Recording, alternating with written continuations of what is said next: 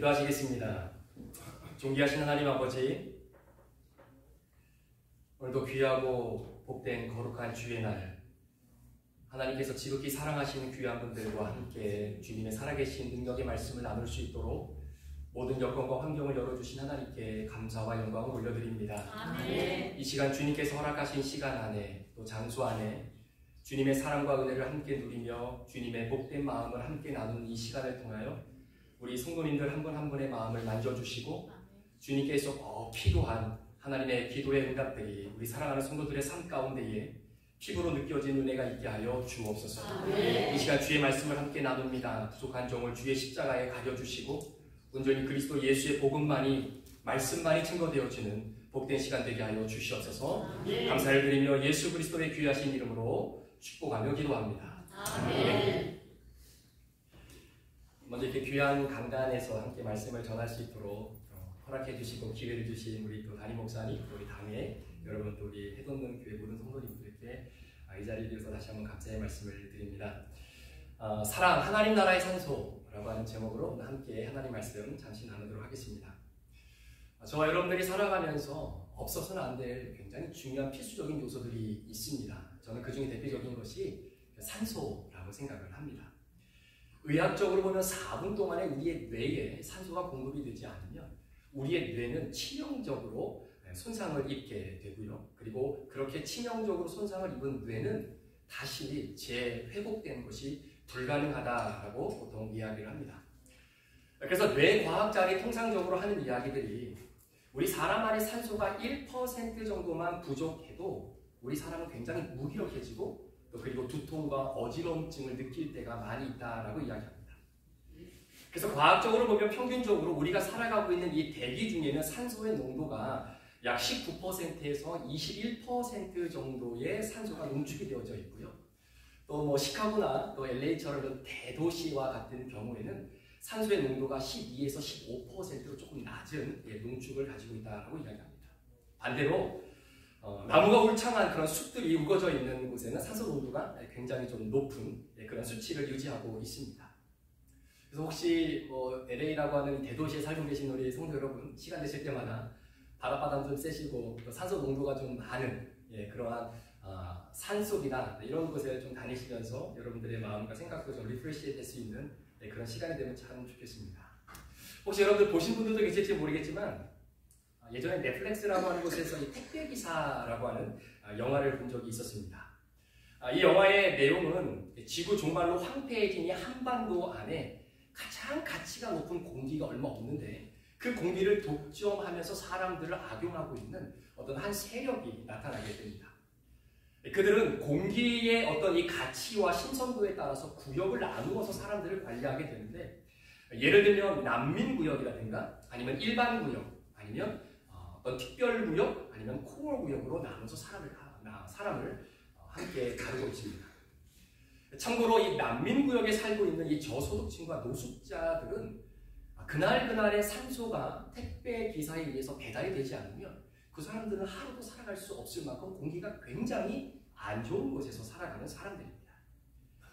저는 그 영화를 좀 보면서 산소라고 하는 것이 우리에게 필요한 것들 중에 하나이구나라고 하는 그러한 인식보다는 이 산소는 우리의 삶 그 자체이다라는 이 메시지를 우리에게 던져주고 있는 영화가 아닌가라는 생각을 좀 해보게 됐고요. 또 특별히 요즘처럼 환경오염으로 인해서 지구가 굉장히 아파합니다. 그런 지구의 아파함을 함께 우리 시청자들이 좀 느낄 수 있도록 하는 그런 호소하는 마음이 이 영화를 통해서 전달되어지고 있지 않는가 하는 느낌을 좀 받게 됐습니다. 마치 늘 옆에 있기 때문에 그 존재의 소중함을 우리가 깨닫지 못하는 것처럼 산소가 늘 우리 주변에 있기 때문에 그 희소성과 그 가치를 깊이 깨닫지 못합니다. 그런데 여러분, 이런 생명과도 같은 산소가 우리의 삶에서 사라지게 되는 그 순간 우리는 돌이킬 수 없는 재앙을 경험하게 됩니다. 그래서 각 나라마다 국립공원이나 도립공원이나 아니면 해상공원 같은 것들을 유지하면서 이런 환경을 보호하고 있는 이유가 바로 그런 이유 때문이기도 한 겁니다. 그래서 이 산소라고 하는 것은 우리가 살아가면서 반드시 필요한 여러 가지 필수 요소 중에 한 가지가 아니라 이 산소는 우리의 생명 그 자체이다 라고 생각을 하게 됩니다. 오늘 제가 설교의 서두리 산소라고 하는 주제로 여러분들과 함께 열어가는 이유는 제가 후안 카를로스 오르토즈라고 하는 이 아르헨티나 출신의 목사님이십니다. 그 목사님이 쓰신 책 중에 제자입니까? 라고 하는 유명한 책이 있는데요. 그 책을 읽으면서 이 산소와 예수님이 우리에게 가르쳐주신 사랑의 연관성을 한번 생각해 본 시간이 있었습니다. 여러분, 성경에서 말하는 이 사랑, 어떻게 보면 그리스도인들이 이 땅을 살아가면서 반드시 우리가 행해야 되는 여러 가지 덕목들 중에 하나다라고 저도 그렇게 설교를 했었고 아마 성도님들도 그렇게 이해하고 계신 분들이 아마 많이 계실 겁니다. 그런데 제가 그 책을 읽으면서 한 가지 깨닫게 된 것은 예수님께서 말씀하신 이 사랑은 우리가 이 삶을 살아가면서 드러내야 할 여러 가지 덕목들 중에 하나가 아니라 그리스도인이라고 한다면 그 그리스도인의 삶 자체가 사랑이어야 된다라는 말씀이었습니다. 자, 지금부터 왜 사랑이 여러 가지 중요한 것들 중에 한 가지 요소가 아니라 그 가장 소중한 것 그 자체인지를 제가 주어진 시간 안에 여러분들과 잠시 말씀을 좀 한번 나눠보려고 하는데요. 한번 잘 들어보세요. 오늘 본문의 배경은 예수님께서 이제 십자가를 지시기 전에 제자들과 마지막으로 유월절 만찬을 하시는 그런 장면입니다. 그러니까 요한복음 13장부터 요한복음 16장까지의 내용이 예수님께서 십자가에 못 박혀 돌아가시기 전에 마지막 이 세상에서 제자들에게 마치 유언과도 같이 가르쳐 주셨던 예수님의 이 땅에서의 마지막 가르침의 내용입니다. 그리고 이어지는 요한복음 17장에 가서야 예수님이 겟세마네 동산에 올라가셔서 땀방울이 핏방울이 되도록 기도하시고 난 이후에 제자들과 함께 동산에 내려오시고 나자 로마 군병에 의해서 붙잡혀 빌라도의 신문을 받고 이제는 십자가를 지시게 되는 바로 그 사건입니다. 그러니까 예수님의 입장에서 보면 이 땅에서 제자들에게 굉장히 많은 가르침을 주셨습니다. 그런데 특히 오늘 본문의 가르침은 이 세상에서 가르쳐 주셨던 어떠한 가르침보다도 가장 핵심적인 가르침이다라고 볼 수 있는 겁니다. 그 내용이 요한복음 13장부터 16장까지 기록되어 있습니다. 자, 그렇다면 이런 유언과도 같은 이 예수님의 마지막 이 가르침의 핵심은 무엇인가라는 것이죠. 그건 단 한마디로 말하면 사랑입니다. 여러분, 왜 사랑을 예수님께서 마지막 유언과도 같은 말씀으로 제자들에게 가르쳐 주셨을까요? 자, 이제 예수님은 군사들에게 붙잡혀서 이제는 십자가를 지시는 일만 남았습니다. 그런 의미로 본다면 하나님께서 당신의 아들을 이 세상에 보내신 예수님의 사명은 이제 다 마무리가 되는 바로 그런 상황입니다. 그리고 십자가에 죽으시고 부활하셔서 하나님 나라로 승천하시게 되는 것이죠. 그러니까 예수님의 입장에서는 이제 제자들과는 더 이상 이 땅 가운데서 서로 동고동락할 수 있는 시간이 없는 겁니다. 그런 상황 속에서 스승이신 예수님이 제자들에게 이것만은 내가 꼭 가르쳐주고 하나님 앞으로 가야 되겠구나 라고 생각하시면서 전해주시려고 했던 그 가르침, 그러니까 예수님 입장에서는 이 땅에 있는 제자들을 남겨놓고 그저 이 땅에서만 해석이 되고 이 땅에서만 경험되고 이 땅에서만 누릴 수 있는 그런 가르침으로만 마무리하고 싶지는 않으셨던 것 같아요. 이 땅에서도 경험되어지고 이 땅에서도 누리지만 영원한 하나님의 나라에서도 이 가르침이 이어져야 되는 바로 그 가르침, 그걸 예수님은 바로 사랑이라고 생각하셨습니다. 우리는 보통 영생, 구원이라고 하는 말의 의미를 길이의 개념으로 이해할 때가 많아요. 그러니까 영생이라고 하는 것은 시간이 끝나지 않고 계속 되어지는 긴 상태, 이걸 우리는 영원한 삶, 영생 이렇게 생각을 합니다. 그런데 오늘날 많은 그리스도인들이 영생의 개념을 길이로만 이해를 하다 보니까 정말로 내가 이 영생의 퀄리티, 이 질은 어떤 인생일까에 대한 고민은 사실 24시간이 모자랄 정도로 살아가는 우리들에게는 사치로 여겨질 만큼 그 생각은 솔직히 못하고 살 때가 너무나 많습니다. 그런데 여러분 한번 생각해 보셨습니까? 영원한 삶, 영생이요? 끊이지 않고 계속해서 이어지는 삶이다라고 한다면 이건 천국에서의 삶도 마찬가지지만 지옥에서의 삶도 영생이 존속하고 있다는 겁니다. 오늘 본문에서 예수님이 이런 말씀하셨어요.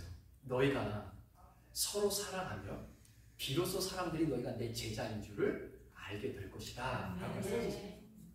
그러니까 세상이 제자들을 볼 때, 아니 세상의 해돋는 교회의 우리 성도님들을 바라보실 때, 아, 저분들은 진짜 예수님을 따르는 제자들이구나.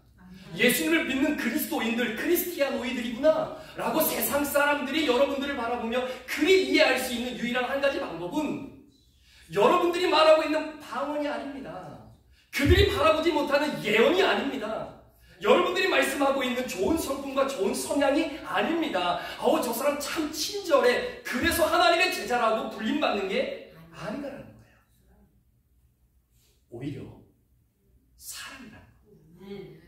그러니까 여러분, 사랑이 없는 믿음, 사랑이 없는 방언, 사랑이 없는 예언, 사랑이 없는 섬김과 봉사를 통해서 내가 세상으로부터 예수님의 제자라는 것이 드러날 수 있는 방법은 전혀 없다라고 예수님이 오늘 못 박아 말씀하고 계시는 거예요.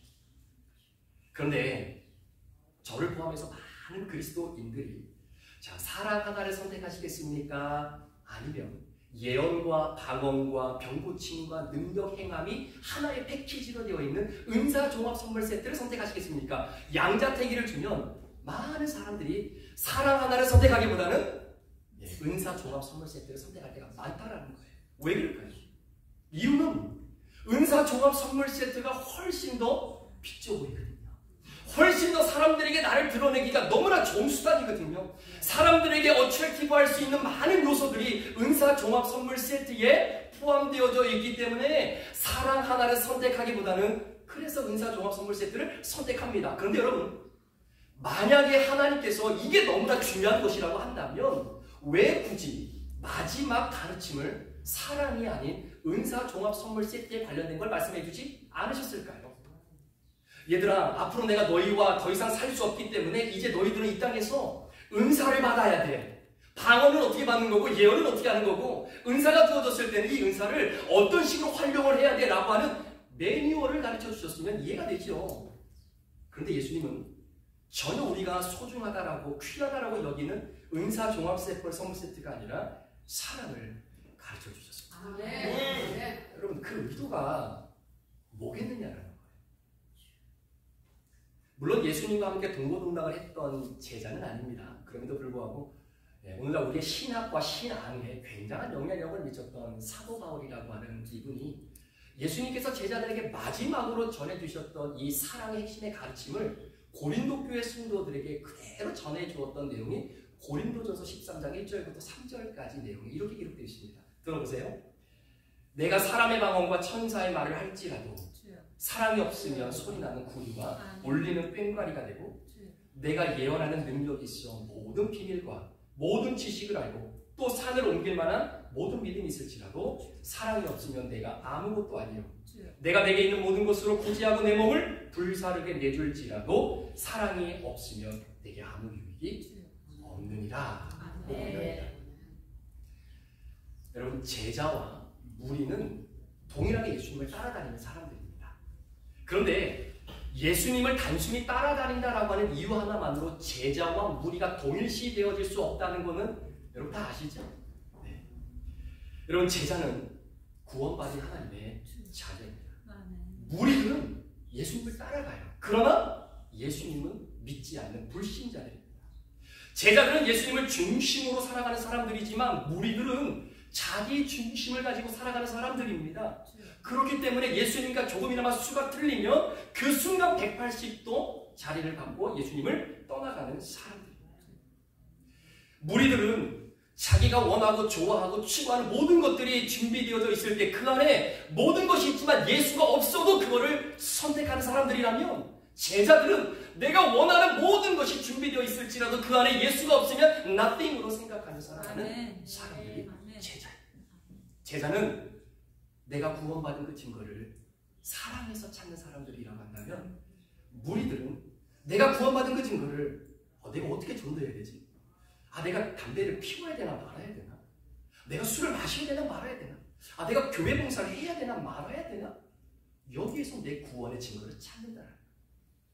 여러분 기억하셔야 됩니다. 사랑은 내가 구원받았는지 구원받지 못했는지를 판가름해주는 중요한 시금석이 된다라고 성경은 이야기합니다. 그래서 사랑의 사도였던 이 요한 사도가 요한일서 4장 7절 8절 그리고 요한일서 3장 14절에 이 부분을 명확하게 설명하고 있는데 한번 들어보십시오. 요한일서 4장 7절 8절입니다. 사랑하는 자들아 우리가 서로 사랑하자. 사랑은 하나님께 속한 것이니 사랑하는 자마다 하나님으로부터 나서 하나님을 알고 사랑하지 아니하는 자는 하나님을 알지 못하나니 이는 하나님은 사랑이시니라. 자, 이어진 요한일서 3장 14절입니다. 우리는 형제를 사랑함으로 사망에서 옮겨 생명으로 들어가는 줄을 알거니와 사랑하지 아니하는 자는 여전히 사망에 머물러 있느니라 라고 이야기합니다. 혹시 여러분들 가운데 목사님 저는 구원의 확신이 없습니다. 아니 내가 구원 받은 것 같기도 하고 그렇지 않은 것 같기도 하고 제가 잘 모르겠습니다. 어떻게 하면 이 구원의 확신을 가지고 이 땅을 살아갈 수 있을까요? 라고 만약에 저에게 묻는 분이 계신다고 한다면 저는 단호하게 이렇게 말씀드리고 싶을 것 같아요. 사랑하는 성도님, 혹시 형제, 자매를 사랑하십니까? 사랑하십니까? 요한복음과 요한서신을 기록했던 사도 요한의 논리에 따르면 형제와 자매를 사랑하지 않으면서 나는 구원받았다라고 말했을 때 그 구원 다시 한번 진지하게 생각해 봐야 되는 거예요. 이유는 형제를 사랑함으로 사망에서 옮겨 생명에 들어가게 되었나니 사랑하지 아니하는 자는 여전히 사망에 머물게 되느니라 라고 하는 말씀이 우리에게 주어지기 때문입니다. 자, 그러면 사랑이라고 하는 것이 구원의 시금석이 되고 사랑하지 않으면 예수님의 제자가 아니다라고 하는데 남아있는 질문은 한 가지예요. 그러면 성경에서 말하는 사랑이 뭐겠냐는 거예요. 왜냐면 어떤 분들은 내가 사랑을 하고 있음에도 불구하고 그게 성경에서 말하는 사랑이 아닐 때가 있어요. 뿐만 아니라 나는 다른 누구에게 정말로 사랑을 많이 퍼주는 사람이라고 생각을 했는데 그 사랑이 예수님이 제자들에게 유언과도 가르쳐 주셨던 그 사랑이 아닌 사랑일 때가 너무나 많기 때문입니다. 그래서 오늘 제 설교의 마지막 부분은 도대체 예수님께서 말씀해 주셨던 그 사랑, 구원의 시금석이 된다라고 말하는 그 사랑, 성경이 말하는 사랑, 그 십자가의 사랑은 어떤 사랑일까를 한번 여러분들과 생각을 해보려고 합니다. 감사하게도 예수님께서 저와 여러분들에게 성경이 말하는 예수님이 말씀하시는 사랑은 글과 말로 설명해 주신 것이 아니라 친히 당신께서 몸으로 사랑은 이런 거야 라고 우리에게 가르쳐 주셨습니다. 그게 요한복음 13장 앞부분에 기록되어져 있는 예수님이 제자들의 발을 씻겨주셨던 사건이죠. 요한복음 13장 1절 말씀에 6월절 전에 예수께서 자기가 세상을 떠나 아버지께로 돌아가실 때가 이른 줄 아시고 세상에 있는 자기 사람들을 사랑하시되 끝까지 사랑하십니다. 그러니까 예수님께서 사랑하시는 제자들의 사랑은 조건이 되어질 때만 하는 사랑이 아닙니다. 사랑할 수 있기 때문이기 때문에 사랑하는 사랑이 아닙니다. 예수님의 제자들을 향한 사랑은 끝까지의 사랑. 자, 그럼 그 끝까지의 사랑이 어떻게 예수님의 행동으로 표현이 되느냐? 한번 잘 들어보세요. 갑자기 예수님께서 식사를 잡수시던 자리에서 일어나더니 겉옷을 벗고 수건을 가지고 허리에 동이신 겁니다. 그러면서 12 제자들 가운데 특별히 이 베드로의 발을 씻겨주시려고 하는 그 찰나에 갑자기 수지자 베드로가 예수님 앞에 나가오더니 하는 얘기가 뭐냐면 예수님 지금 뭐 하시는 겁니까? 아니 어떻게 예수님께서 지저분한 제 발을 씻어주십니까? 어떻게 선생이 제자의 발을 씻겨줄 수 있습니까? 이건 불가능한 겁니다. 라고 소위 오지랖을 떨게 되는 거죠. 그때에 예수님 이렇게 말씀하셨습니다. 내가 너를 씻겨주지 않으면 너와 나는 상관이 없다라는 거예요. 여러분 성경을 잘 보세요. 내가 만약에 네 얼굴을 씻겨주지 않으면, 내가 네 손을 씻겨주지 않으면 너와 나는 상관이 없어. 이렇게 말씀하지 않으셨습니다. 오히려 그 지저분하고 더러운 발을 베드로야 내가 씻어주지 않으면 너와 나는 상관이 없다라고 말씀하신 이 말씀이 굉장한 의미를 내포하고 있어요. 어떤 사람은 나를 사랑한다고 하는데요, 내 손만 씻겨줍니다. 어떤 사람은 나를 정말 사랑한다고 하는데 내 얼굴만 씻겨줘요.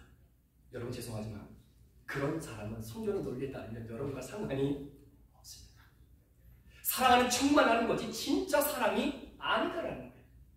결국은 이 더럽고 지저분한 발을 씻어주지 않으면 그 사람과 나는 상관이 없다는 이야기입니다. 따라서 누구도 씻겨주기 꺼려하고 감당하기 힘들었던 이 지저분한 발이 드러났을 때에 그 지저분하고 수치스럽고 혐오스러운 그 지저분한 발을 감당할 수 있어야 그게 진짜 사랑이다. 혹시 여러분 주변에 우리 여성 우리 성도님들 어떠십니까? 늘 여러분 옆에서 이렇게 알람방송 끼면서 여러분 옆에 이렇게 따라다니는 여자 동생들 있지 않아요? 어머 언니 오늘 매력이 너무 이쁘다. 뭐, 언니의 삶은 내 인생의 모델이야. 뭐 이렇게 얘기하면서 갑자기 어느 순간 그렇게 친근하게 다가왔던 그분의 눈에 그렇게 모델이라고 했던 그 언니의 더럽고 수치스러운 발이 드러났을 때 언니, 아니 언니 이렇게 지저분한 말 가지고 살았던 사람이야? 나 그런 줄 몰랐는데 언니 너무하네. 그러면서 혹시 여러분의 주위를 유유히 떠난 사람은 없었습니까? 아니 혹시 그분이 여러분 자신은 아니었습니까? 진짜 사랑하는 사람 아닙니다. 사랑하는 흉내만의 사람이죠. 예수님이 베드로의 발을 씻어주려고 할 때 베드로가 이런 얘기도 합니다. 정 그러시면 제 지저분한 발뿐만 아니라 제 몸도 좀 예수님 씻어주십시오. 그랬더니 예수님이 하신 말씀이 이미 목욕한 자는 발만 씻으면 된다라고 말씀하십니다. 여러분 이게 무슨 의미일까요? 이미 목욕을 해서 깨끗함을 받은 사람, 그 사람은 하나님의 구원받은 택자입니다. 하나님의 자녀입니다. 저는 누가 택자고 누가 택자 아닌지 몰라요. 그러나 하나님께서 구원하시기로 작정하시고 결정하시고 택한 그 사람은 구원받는 겁니다. 그 구원의 은총은 누구도 막을 수가 없다는 거죠. 죄의 종로를 타면서 살아갔던 인생이 하나님의 구원의 섭리와 은혜 가운데에 구원받은 하나님의 택자로 결정되는 순간 그 인생은 지옥을 향했던 인생이 천국을 향하는 180도 다른 인생을 살아가는 운명을 갖게 되는 것입니다. 자, 그런데 문제는 이런 택자의 구원이 하나님 앞에 서는 그 순간까지 온전히 완성되기까지는 이 세상에서 두 발을 딛고 코끝에 호흡을 하며 살아가야 된다는 거예요. 그러니까 하나님의 구원의 섭리 가운데 구원받은 자녀로 택함을 내가 입기는 했지만, 즉 예수 그리스도의 보혈의 능력으로 내가 깨끗함을 씻는 그러한 목욕의 영적인 은혜를 누리고 있기는 하지만, 그럼에도 불구하고 죄가 만연하고 있는 이 세상 가운데에 두 발은 딛고 살아가야 되는 거잖아요. 여러분, 구원받은 자녀라고 해서 어떻게 세상과 동떨어진 인생을 살아갈 수 있겠습니까? 우리 여전히 죄와 싸워야 됩니다. 피 흘리기까지 싸워야 되는 겁니다. 하나님이 기뻐하지 않는 것과 내가 원하는 것 사이의 갈등을 여전히 우리는 경험하면서 살아가야 됩니다. 죄가 득실득실거리고 공중권세에 잡은 자들이 판을 치고 활기를 치고 있는 이 세상 한복판에서 어찌됐든 우리는 두 발을 딛고 살아가야 된다는 거예요. 그래서 성경이 이야기하는 겁니다. 발은 그래서 씻어야 된다. 여러분, 구원받은 자라고 해서 뭐 중국 무역 영화에 나오는 사람들처럼 뭐 공중부양하면서 둥둥 떠다니는 것 아니잖아요. 여러분, 손 짚고 세상 못 살아갑니다. 얼굴 비비면서 세상 못 살아갑니다. 두 발 딛고 살아가셔야 돼요. 그래서 구원받은 하나님의 자녀인 택자들의 그 발에도 여전히 욕심의 먼지가 묻을 때가 있습니다. 탐욕과 정욕의 오물 안에 내 두 발이 들어가 있을 때도 있어요. 정말로 운이 안 좋다라고 하는 표현으로 음란이라고 하는 똥을 밟기도 하는 겁니다. 그래서 발을 씻는다라고 하는 의미는 구원받은 하나님의 자녀인 택자인 우리들이 예수 그리스도가 걸어가셨던 그 믿음의 걸을 우리도 한 걸음 한 걸음 걸어가는 그 거룩의 과정인 것이죠. 이걸 우리는 성화의 과정이다라는 이야기입니다.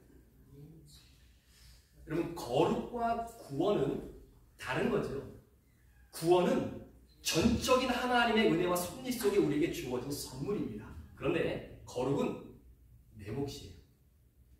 거룩을 향해 나아가는 이 성화의 과정, 이 지저분한 발을 씻고 또 씻는 그 거룩의 행위는 죄송하지만 저와 여러분의 노력에 해당되는 부분이기도 합니다. 자, 그러니까 보세요. 당시 유대의 풍습에 따르면 주인이 잔치집을 배설합니다. 그러면 손님들을 초대하게 될 텐데 그 손님들을 위해서 주인이 준비하는 것이 뭐냐면 항아리에 물을 준비하죠. 마치 요한복음 2장에도 가나안의 혼인잔치가 있을 때에 이 항아리에 물을 주인이 준비했던 것처럼 그렇게 물을 준비합니다. 이유는 뭐냐면 중동 지역의 신발이 뭐 지금처럼 뭐 아주 좋은 신발이 아니라 뭐 이렇게 샌들 같은 그런 신발이었기 때문에 그 사막바람에 그 찌꺼기와 먼지가 발이 굉장히 지저분하게 많이 묻어요. 그래서 그 나라의 이 잔치의 풍습은 우리처럼 신발 신고 들어가는 것이 아니라 신발을 벗고 그 잔치집을 배설한 주인의 집 안으로 들어가야 되는 겁니다. 들어가기 위해서는 다른 무엇보다도 발을 깨끗이 씻어야 돼요. 만약에 발을 깨끗이 씻지 않잖아요? 그럼 그 잔치에 들어갈 수 없습니다. 잔치를 배설했는데 잔치에 못 들어가잖아요? 그러면 잔치를 열어준 주인과 그 사람은 상관이 없게 되는 것입니다. 그런데 발은 가장 더럽고 수치스럽고 혐오스러운 부분이기 때문에 어느 누군가가 그 지저분한 발을 잡아 씻어주기가 굉장히 어려운 부분이라는 거죠. 여러분, 손은 잡아줄 수 있어요. 그렇죠? 그 어깨는 두드려줄 수 있습니다.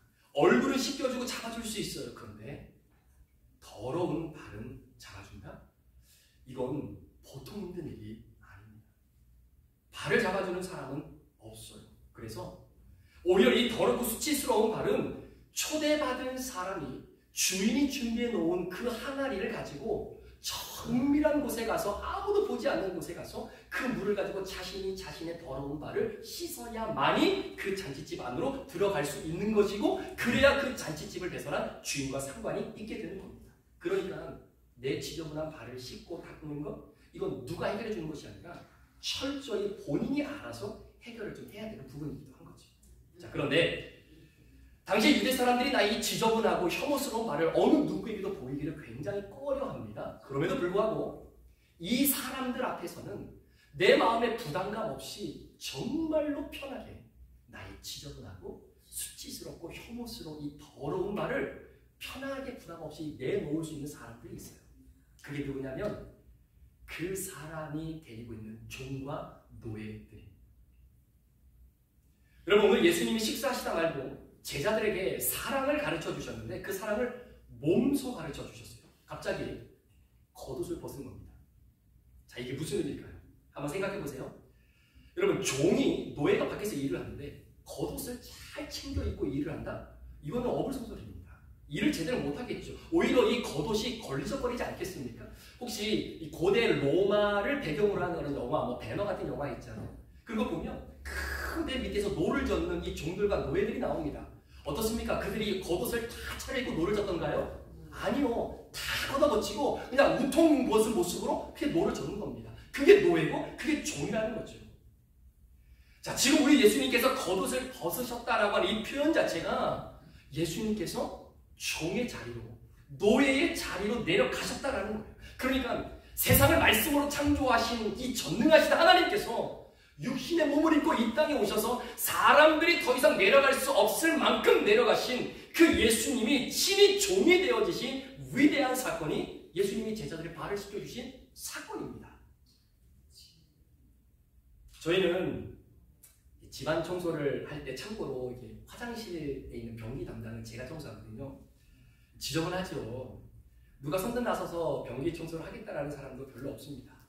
심지어 저희 자녀들이 변기를 닦고 있는 아빠의 모습을 바라보면서, 아니 아버지, 어떻게 아버지께서 이 지저분한 변기를 닦고 계십니까? 그래도 집안에 질서가 있고 아버지의 가오가 있는데 이 지저분한 변기는 앞으로 저희가 닦겠습니까? 라고 하는 이야기를 지금까지 한 번도 못 들어봤습니다. 앞으로도 못 들어볼 것 같아요. 우리 아이들도 이 변기 청소하는 걸 상당히 꺼려합니다. 그런데 제가 이 변기 청소를 하면서 느낀 것이 하나 있어요. 혹시 변기 청소를 해보신 분들은 잘 아실 겁니다. 네. 자, 변기 청소를 하기 위해서 제일 먼저 해야 될 게 뭔지 아세요? 변기 앞에?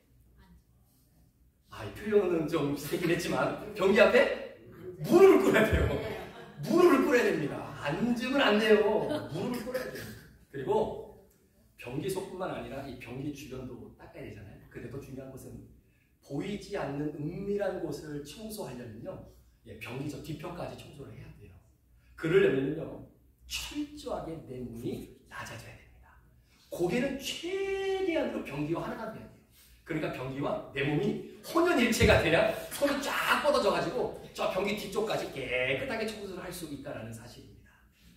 이게 뭔 얘기인지 쳐다보고 계시는 분들은 변기 청소까지 한번 안 해보시는데, 여하튼 그래서 저는 변기 청소를 할 때마다 저도 모르게 제 안에 싹 트고 있는 교만 덩어리가 있어요.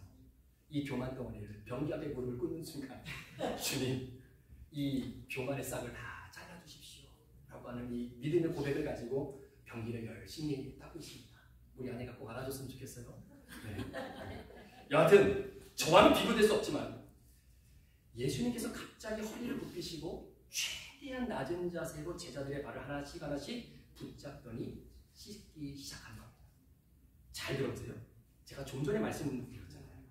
당시 유대인들이 자신의 지저분하고 혐오스럽고 부끄러운 이 발, 사람들한테 내보이는 것 굉장히 부담스러워하는 부분입니다. 그런데 누구에게는 부담 없이 내놓는다고요? 종과 노예 앞에는 편안하게 부담 없이 나의 이 지저분한 발을 내보일 수 있다라는 겁니다. 그러니까 종 앞에서 당당하게 나의 지저분한 발을 보일 수 있는 것, 그 이유가 무엇이냐면요, 종은요 주인 앞에서 이미 자신의 수치와 자신의 부끄러움과 혐오스러움을 이미 주인 앞에서 다 드러내 보인 사람들이야. 그러니까 이런 겁니다. 주인님 제 앞에서는요 부끄러워하실 필요 없으십니다. 주님의 수치와 그 부끄러움이 종과 노예인 저의 수치와 부끄러움에 비하면 뭐 얼마나 되겠습니까? 그러니까 걱정하지 마시고 부담 갖지 마시고 제 앞에서는요 그냥 편안하게 지저분한 발 내보십시오. 제가 깨끗하게 씻어주겠습니다. 여러분, 이 구도가 지금 예수님이 제자들의 발을 씻겨주시는 그 구도와 오버랩이 좀 되십니까? 예수님이 이렇게 예수님이 제자들에게 말씀하고 있는 겁니다. 아니 어떻게 선생님이 제자의 발을 씻어주겠습니까? 야, 너 그 지저분한 발 어디 가서 내밀 거야? 누구에게 가서 씻겨달라고 할 거야? 발을 씻겨주지 아니하면 너와 나는 상관이 없는데 누가 네 발을 씻겨주려고? 나는 괜찮아. 내 앞에 내놔. 나니까 괜찮아. 이미 내가 네 앞에 모든 나의 수치와 더러움을 다 드러냈으니 내 앞에서는 네 발 내놔도 괜찮아. 사랑하는 여러분, 종이 이렇게까지 할 수 있는 이유는요, 내가 모시는 주인이 하늘 같은 분이니까 그게 가능할 수 있겠죠. 그런데 종이 평상시에는 감히 범접할 수 없는 하늘과도 높은 그 존재인 그 주인, 그런데 그 주인이 앉아 자신의 발을 내놓았을 때 그 종은 낮아지면서 하늘과도 같은 주인의 발을 그때서야 비로소 보게 되는데 웬일입니까? 우리 주인의 발 역시 내 발처럼 지저분하다. 평소에는 보이지 않았던 그 지저분한 발이 종이 낮아지니까 주인님도 나와 똑같이 지저분한 발을 갖고 있다는 겁니다. 여러분 앞에 서 있는 저도 더럽고 지저분한 발을 가지고 살아가는 사람입니다. 여기 계신 우리 LA의 해동교회 우리 고향 성도님들, 제가 이런 말씀 드려서 죄송하지만 여러분들도 지저분한 발을 가지고 살아가시잖아요. 마찬가지입니다. 다 지저분한 발을 가지고 살아갑니다. 뭐 방언을 하고 뭐 성령춤을 추고 예언을 하고 뭐 하늘을 붕붕 떠다닌다고 말하는 그런 사람들 있잖아요. 여러분 그거 아세요? 그분들도 지저분한 발을 가지고 살아가는 분들입니다. 또는 저 사람 발 왜 이렇게 지저분해? 아니 저렇게 지저분한 발을 가지고 어떻게 살아? 라고 말한 그 사람, 마치 자신의 발은 굉장히 깨끗한 것처럼 이야기해도 죄송하지만 한꺼풀만 벗겨보면 아마 그분도 지저분한 발을 가지고 살아가겠죠. 그러니까 여러분, 누군가는 이 더러운 발을 씻어줘야 되는 겁니다. 따라서 예수님께서 오늘 저와 여러분들에게, 제자들에게 가르쳐 주셨던 사랑, 자, 그 사랑이 어떤 사랑이냐? 이거예요. 자신의 더럽고 수치스러운 그 발을 내가 편안하게 부담 없이 내어 보일 수 있는 그 사람이 되어주는 것, 그것이 성경이 말하는 사랑. 이 마음으로 우리 예수님이 제자들을 사랑하시되 그 사랑을 끝까지 사랑하겠다는 거예요. 예수님께서 제자들을 사랑하는데 말로만 사랑하는 것이 아니라 제자들이 가지고 있었던 죄와 수치와 혐오스러움을 예수님 앞에서는 철저하게 부담 없이 내놓을 수 있도록 예수님이 낮아주신 종의 자리로 서게 되신 것, 그게 사랑이라는 거예요. 자, 그러면 이 말씀을 오늘 저와 여러분들의 삶에 한번 적용을 해보자라는 이야기입니다. 우리 사랑하는 성도 여러분, 우리 여성분들께 한번 제가 여쭤볼게요. 오늘 파더스데이니까 여러분들은 남편을 사랑하십니까? 아멘. 정말 사랑하십니까? 아멘. 네. 할렐루야. 네.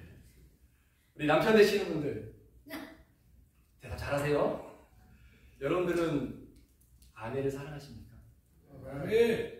아니 그냥 아내가 필요한 가방 사준다는 걸로 이게 사랑이 아니고 지금 예수님이 말씀하신 이 사랑을 얘기하는 겁니다. 네. 정말 아내를 사랑하십니까? 네.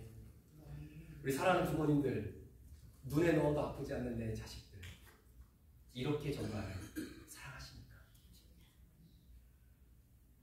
사랑하면 관계가 불편하지 않아요. 그런데 관계가 불편하잖아요? 그럼 상대방에게 내 지저분한 발이 드러나게 되는 그 순간 그 사람과의 관계는 거기서 마침표를 찍게 됩니다. 여러분, 교회도 마찬가지더라고요. 겉으로는 사랑한다고 이야기합니다. 아까도 우리가 함께 찬양했죠. 축복합니다. 주님의 사랑으로. 정말 아름다운 그 마음을 가지고 서로 축복해 주셨는데 그 축복의 진정성이 정말 이 교회 안에 충만하게 넘쳐나기를 주의 이름으로 축복합니다. 그런데 해돋는 교회 말고요, 여기 이웃교회 다른 교회의 성도들은 이렇게 축복한다고 하면서도 한편으로 이런 마음을 갖고 있는 거예요. 그래, 어디 나한테 한번 네 지저분한 말 드러내 보여봐. 그 순간 너와 나의 관계는 거기까지야. 여러분, 이건 성경이 말하는 사랑이 아닙니다. 예수님이 제자들에게 마지막 유언과도 같이 말씀해 주셨던 사랑이 아닙니다. 여러분, 그런 사람에게 어디 불편하고 부담스러워서 내 지저분한 말 쉽게 보일 수 있겠습니까? 종이 되셔야 됩니다. 정말 종이 되셔야 됩니다. 우리 사랑하는 남편분들이요, 아내가 살아가면서 힘들고 어렵고 또 연약한 마음들, 지저분한 마음들, 또 수치스러운 마음들, 혐오스러운 마음들, 그 마음들 어느 누구에게 말할 수 없는 마음이라 할지라도 내 사랑하는 남편 앞에서 그 말을 편안하게 내놓을 수 있음으로 인하여 하나님이 주신 은혜를 함께 공유할 수 있도록 남편들이 먼저 종이 되어 주셔야 하는 겁니다. 아멘. 반대로 우리 아내분들이요, 여러분들의 남편이 편안하게 부담 없이 자신의 혐오스러운 죄의 발을 내 아내 앞에 내놓을 수 있도록 우리 아내분들이 먼저 종이 되어 주셔야 합니다. 아멘. 그러니까 여러분, 파더스 데이에 그냥 아버지 이렇게 모시고 밥 한 끼 사주는 걸로 파더스 데이를 때우려고 하지 마시고요, 우리 아내분들이요, 남편이 편하게 부담 없이 자신의 마음을 사랑하는 아내에게 터놓을 수 있는 그 상황을 만들어낼 수 있는 사람이 되어 주셔야 되는 것입니다. 네. 목사가 성도들에게, 그리고 성도가 목회자에게, 특별히 우리 해돋는 교회라고 하는 이 아름다운 공동체 안에서 서로가 서로를 위해 종이 되어줌으로 여러분들의 공동체 중에서 자신의 지저분한 발을 내놓았을 때 그것이 부끄럽지 않고 부담스럽지 않은 사람들이 되어주시는 교회가 사랑이 넘쳐나는 바로 그런 교회겠죠. 이 사랑이 저는 개인적으로 저에게 넘쳐나기를 원하고, 또 이 사랑이 여러분 가정과 또 여러분 교회 안에 풍성해지기를 소망합니다. 오늘 말씀을 마무리하면서 여러분들과 말씀을 나눴으니까 적용하셔야 되잖아요. 그렇죠? 네, 말씀만 듣고 행하지 않으면 내가 스스로 나를 속이는 자가 되는 거니까 말씀을 들었으니까 연습해 보셔야 돼요. 여러분 공동체와 여러분 가정에서 이 사랑을 연습해 보십시오. 내가 먼저 종이 되어줘서 내 사랑하는 배우자, 내 자녀들이 부모에게 자신의 힘듦을 편하게 내놓을 수 있게 만들어주는 그 사람이 되는 것이 바로 사랑인 것입니다. 그래서 여러분 가정과 여러분 교회 공동체 가운데에 누군가 자신의 수치와 더러움을 내놓았을 때 그것을 놓고 함께 기도하고 회복되고 회개하며 다시 하나님께서 역사해 주시는 놀라운 은혜와 축복을 경험할 수 있는 잔치의 교회가 될 수 있기를 우리 구주 예수 그리스도의 이름으로 축원합니다. 기도하시겠습니다. 이 시간에 이 말씀을 좀 가슴에 품고 같이 한번 기도했으면 좋겠습니다. 남편 입장에서는 늘 아내가 내 종이 먼저 되기를 원하고, 또 아내 입장에서는 남편이 좀 이렇게 종이 되어줬으면 좋겠다라고 하는 기대감을 가지고 살 때가 많이 있습니다. 이 시간 주신 말씀을 다시 한번 기억하면서 예수님이 제자들에게 가르쳐 주셨던 그 사랑, 우리 해돋는 교회의 이 귀한 공동체에 영혼이 살아나고 죄인이 그리스도 예수의 십자가의 은혜로 의인되어지는 바로 그 놀라운 구원의 역사가 늘 이어나는 그런 교회가 되길 원합니다. 그러려면 여러분들이 종이 되어 주셔야 합니다. 새로운 분들이 들어오셨을 때에 이 교회를 찾아오신 모든 분들에게 여러분들이 종이 되어 주셔야 하나님의 역사가 임하게